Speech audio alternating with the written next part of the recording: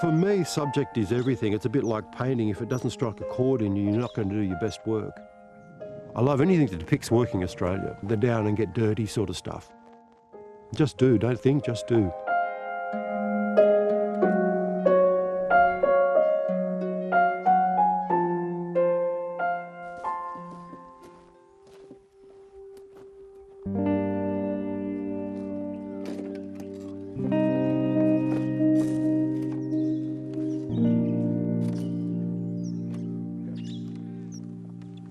My name's Brett Garling. I live at WONGARBON, Central West New South Wales, just outside of Dubbo. I'm probably better known as a sculptor, but I enjoy to paint as well. Sculpting's certainly my bread and butter, but there's nothing like a bit of variety in life.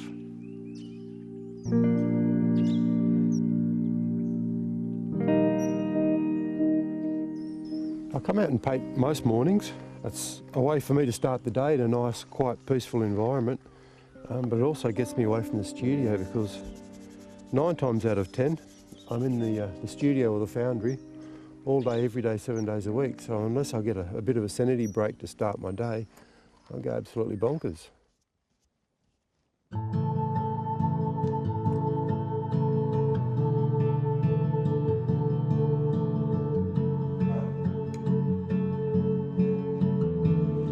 This piece at the moment is a maquette that I'm working on for a job for Forbes.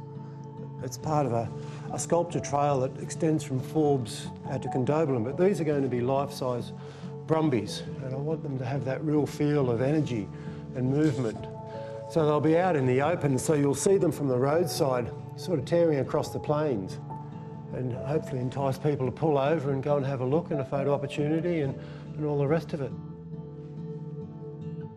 This job pretty much started out as a small piece like that.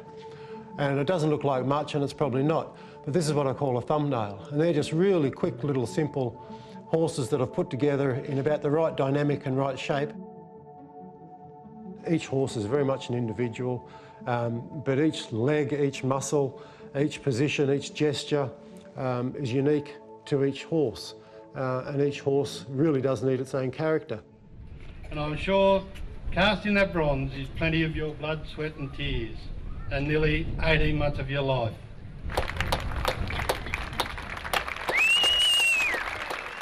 Most of my work these days is commission work, as far as sculpting goes. And it could be anybody from councils to art societies to private commissions, but largely it's larger organisations commissioning me to do bigger pieces.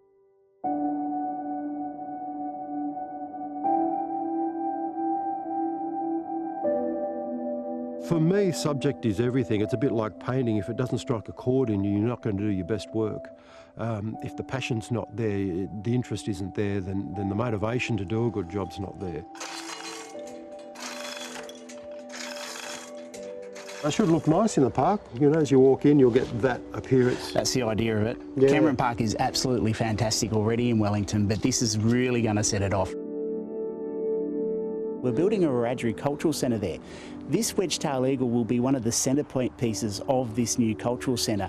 Wedge-tail eagle is really local and iconic to the Wellington region, and in fact they're still flying around out there now.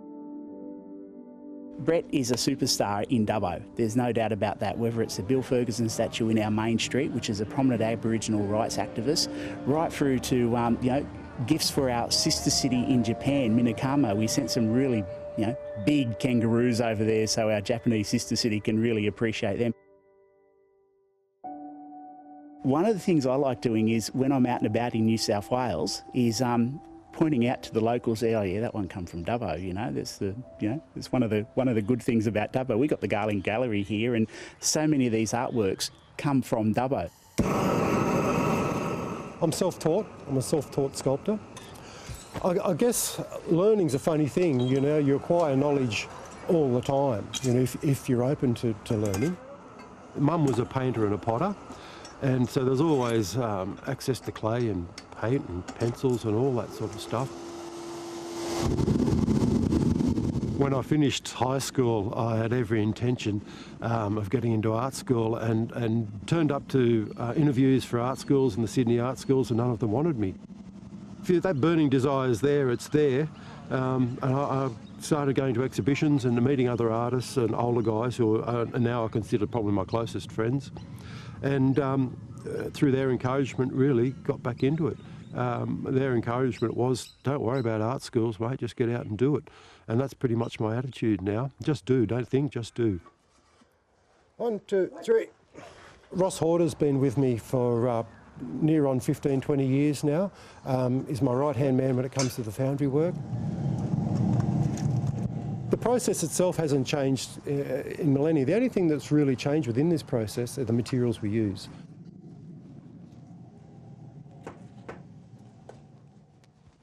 Right. If anything's going to go wrong, it'll go wrong at this point in time. Good. Right. Go. Your heart's always pounding a little bit. I've been pouring my own work for 20 years and we never take it for granted. It can be dangerous. Can't be complacent. Mon's a nickname I got. It was actually a Catholic father gave me. He christened me Mon, the little monster of Lightning Ridge. I got that because I carried around a Hessian bag and I'd pick up dead animals, roadkill and wherever I found. I always had that fascination with anatomy, but it's a strange thing for a little kid to be doing, so I got known as the little monster. And that got shortened to Mon, and here I am, 49 years old and still collecting dead animals. The skeleton you see here is an old horse of mine named Banjo. Now, unfortunately, we had to put him down. He had cancer in the eye and it went to the brain and he lost control of his legs. It was one of those unfortunate things. This is the remains or the armature of a job I did for Muswellbrook 2 years ago now. It was a light horse piece, it was an up and over as we called it, but it's to commemorate the charge of Beersheba and the light horse. So it's a horse and rider leaping the trenches. It was one of those sad experiences where actually it was my mate Ross that had to shoot him and I held him, so it was poignant at the time because it was a light horse sculpture and that was pretty much the fate of those horses.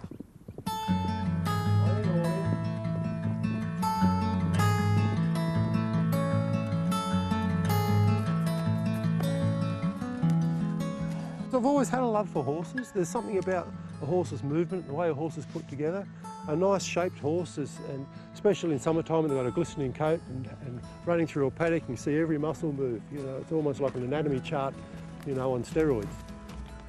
I think it's an age-old thing too. You look back at the old stone man paintings in caves and whatnot. There was large depictions of running horse-type animals, So I think that love of horses it sort of strikes something in the old brain, There's an innate thing there, an innate love, an innate attraction to the shape and movement of a horse.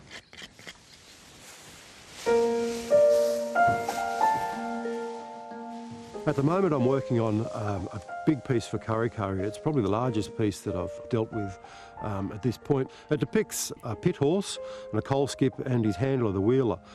So in total it'll probably be about 3.5 tonnes of bronze and nearly 8 metres long. One of those jobs that really struck a chord in me, my love of horses and history and the working man, I love anything that depicts working Australia, the real Australia, the nuts and bolts and the down and get dirty sort of stuff. My wife, when we met, assumed that I was a school teacher, and bless her, a few years into that I decided it wasn't for me, I wanted to go back to art. He's just a workaholic. He loves his work, loves it. And it's not work for Brett, it's a hobby. So it's his passion. You can't fight it, he just can't sit still. He makes everyone else around him feel lazy and guilty, but you just can't stop him, he just loves it. She's my stick that keeps me upright, basically. And hand in hand, we're developing a new place and bigger gardens, sculpture gardens, a home. Kids have grown up, so it's been a great life. So how long have you got to go for these? I don't know if you'll get some more of this flat stone. So we've had 27 years of me being an artist. In the early days, we struggled badly, paying rent and putting food on the table. It's the usual story of a struggling artist. And she put up with all that. She's been supportive the whole time. Now we're getting ahead. I've got more work on than I can poke a stick at.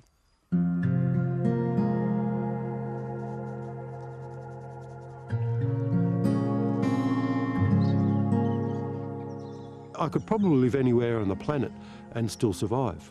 And I'm fortunate that way. There's not many people in that boat. So living in a little hamlet like WONGARBON, I reap all the benefits. You know, I'm a happy camper. Not a bad office. It's probably the best office in the world. I'm not religious, but I equate it to going to church. It's sort of almost a religious experience to sit and watch the sun pop up like that. Those first rays of light, there's not too many people sit and watch a sunrise. I can't count how many I've seen, and every one of them just stuns me. That first little bit of light just popping over the hill there now, that's just made my day. Whatever happens in the rest of the day is inconsequential, really.